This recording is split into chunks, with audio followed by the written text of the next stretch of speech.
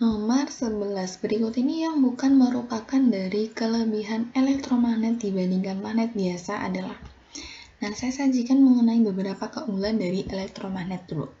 Yang pertama, kemagnetannya itu dapat diubah-ubah dari mulai yang kecil sampai yang besar dengan cara mengubah salah satu atau ketiga dari kuat arus listrik ataukah jumlah lilitan dan juga ukuran inti besi. Kemudian nomor 2, sifat kemagnetannya itu mudah ditimbulkan dan juga dihilangkan dengan cara memutus dan menghubungkan arus listrik menggunakan saklar. Kemudian nomor 3, dapat dibuat berbagai bentuk dan juga ukuran sesuai dengan kebutuhan yang dikehendaki. Nomor 4, letak kutubnya itu dapat diubah-ubah dengan cara mengubah arah arus listrik. Selain itu juga ada faktor yang memperkuat dari elektromagnet. Yang pertama, dengan penambahan jumlah lilitan. Kedua, penggantian inti dengan bahan magnet permanen. Dan yang ketiga adalah perbesaran kuat arus yang mengalir di kawat kumparan. Nah, karena di nomor 11 ini yang dicari itu adalah yang bukan merupakan kelebihan dari elektromagnetnya sendiri, maka di option A, B, C, D-nya ini kita harus menganalisis satu per satu. Nah, dimulai di option A. Sifat kemagnetannya itu tidak dapat ditimbulkan kembali. Nah, ini harusnya adalah sifat kemagnetannya itu mudah ditimbulkan karena ini merupakan salah satu keunggulan dari elektromagnet. Sehingga sekarang kita bisa langsung memilih bahwa di option A itu bukan merupakan kelebihan dari si elektromagnet itu sendiri.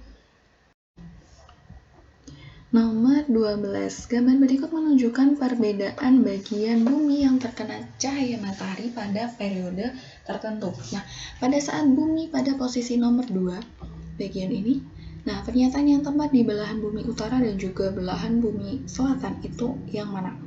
Nah, kalau misalnya kita percermati di gambar bumi yang nomor 2 ini, selatan tuh di bagian sini dan utaranya di bagian ini. Nah, sehingga kita bisa analisis bahwa bagian yang di sini, area yang sini, itu merupakan belahan bumi selatannya. Kemudian, yang membelakangi matahari ataupun yang menjauhi matahari ini merupakan belahan bumi utaranya. Nah, berdasarkan analisis ini, kita bisa memperoleh juga bahwa di bagian belahan bumi selatan ini harusnya dia ada di musim yang panas atau dia terpapar sinar matahari lebih lama. Kemudian yang di bagian utara dia itu kan membelakangi, kemungkinan juga dia itu sedang mengalami musim dingin atau waktu malam yang lebih lama. Nah, sehingga di sini kita analisis dulu dimulai di option yang A. Belahan bumi selatan sedang mengalami musim dingin.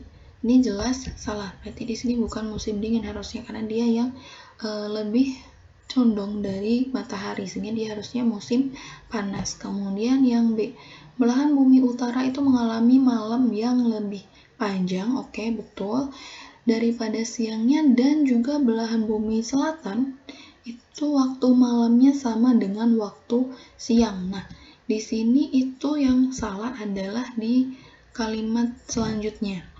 Kemudian yang C, belahan bumi selatan mengalami waktu siang lebih lama dibandingkan dengan malamnya, oke. Dan belahan bumi utara waktu malam lebih lama dibandingkan siangnya. Nah, yang C ini lebih tepat. Kemudian yang D yang terakhir, belahan bumi utara dan selatan mengalami siang dan juga malam yang sama. Nah, ini kurang tepat. Yang D ini harusnya dimiliki di option 1 kalau nggak yang di nomor 3. Sehingga nomor 12 kita dapat memperoleh bahwa jawaban yang tepat itu adalah di option yang C. Nomor 13, perhatikan pernyataan berikut ini. Ada 5 pernyataan dan kita diminta untuk mengidentifikasi manakah contoh komponen biotik yang mempengaruhi dari adanya komponen abiotik. Nah, kita ingat kembali bahwa komponen biotik itu adalah terdiri atas benda-benda hidup atau makhluk hidup. Kemudian kalau komponen abiotik itu terdiri atas benda-benda yang tak hidup. Nah, analisis yang pertama, ikan memerlukan air untuk minum dan tempat hidupnya. Berarti di sini dari komponen abiotiknya dia yang mempengaruhi komponen biotik.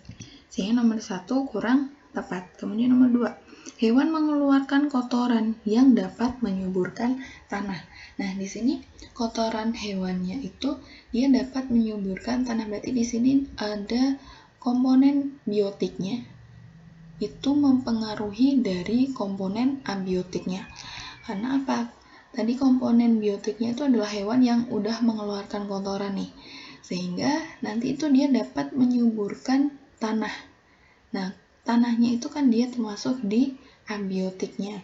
Kemudian nomor 3, tumbuhan memerlukan cahaya dan karbon dioksida untuk berfotosintesis. Nah, di sini cahaya dan karbon dioksida ini justru yang mempengaruhi tumbuhan untuk melakukan fotosintesis, sehingga di sini malah komponen abiotiknya yang mempengaruhi dari komponen biotiknya. Kemudian 4, cacing tanah membuat rongga-rongga dalam tanah sehingga dapat menyuburkan tanah. Nah, ini juga termasuk di komponen biotik yang mempengaruhi komponen abiotik. Kemudian nomor 5, tanaman stroberi perlu suhu udara yang dingin untuk tumbuh dan berbuah dengan baik. Sehingga di sini kita bisa cermati bahwa suhu udara itu adalah komponen di abiotiknya. Ternyata dia itu memiliki pengaruh terhadap komponen yang biotik. Supaya apa? Karena di sini tanaman stroberi itu butuh suhu udara yang dingin supaya dia itu dapat tumbuh dan berbuah dengan baik. Sehingga nomor 13 ini option yang tepat. Untuk contoh komponen biotik yang mempengaruhi komponen abiotik itu dimiliki oleh nomor 2 dan juga di nomor 4. Itu ada di option yang C. Nomor 14, perhatikan gambar berikut ini. Nah, gambar di atas merupakan cara pemerintah untuk mengatasi apa? Nah, kalau cermati di gambar itu merupakan gambar dari rusunawa. Jadi, pemerintah itu melakukan kebijakan menggalakkan pembangunan rusunawa karena adanya permasalahan perkotaan dengan jumlah penduduk yang setiap tahunnya itu semakin meningkat. Nah, tindakan pemerintah ini itu dikarenakan luas lahan di kawasan perkotaan yang seiring berjalannya waktu itu semakin terbatas jumlahnya dan tidak memungkinkan untuk membangun pemukiman secara horizontal. Sehingga dilakukanlah pembangunan secara vertikal atau bersusun. Nah, jika tidak ada intervensi dari pemerintah, maka hunian yang layak itu hanya akan dimiliki oleh masyarakat dengan tingkat perekonomian yang tinggi. Sehingga masyarakat yang berpenghasilan rendah akan terdorong untuk menghuni kawasan yang tidak sesuai dengan tatanan kota dan kawasan yang tidak layak untuk dijadikan pemukiman, seperti di rel kereta api, bantaran sungai, atau lahan yang bukan merupakan milik mereka, sehingga timbullah permukiman yang kumuh dan juga rawan terhadap segala bentuk permasalahan. Sehingga nomor 14 ini jawaban yang tepat. Itu adalah di option yang B. Jadi kebutuhan rumah tangga karena pertumbuhan penduduk. Nomor 15, perhatikan data pada grafik berikut ini.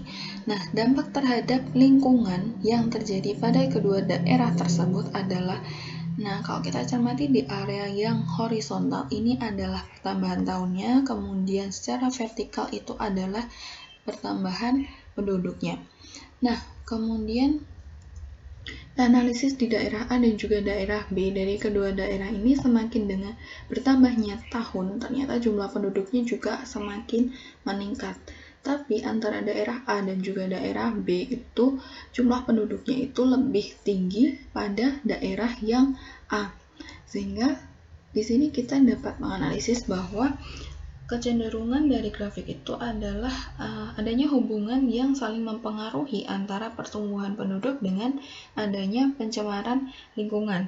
Jadi kalau misalnya nanti semakin tinggi pertumbuhan penduduk, maka tingkat pencemaran dari daerah tersebut juga akan semakin meningkat.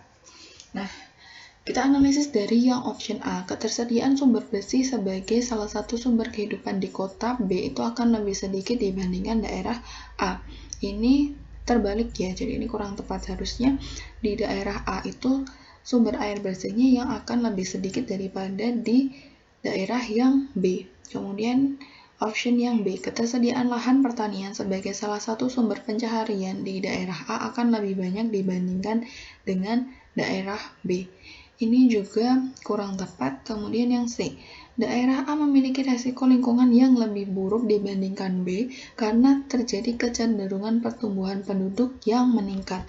Nah, ini sudah tepat ya. Jadi, pada daerah A itu dia akan memiliki resiko lingkungan yang lebih buruk atau pencemarannya itu yang akan lebih meningkat dibandingkan pada daerah yang B. Karena di daerah A itu sendiri dia jumlah penduduknya adalah lebih tinggi dibandingkan dari daerah yang B.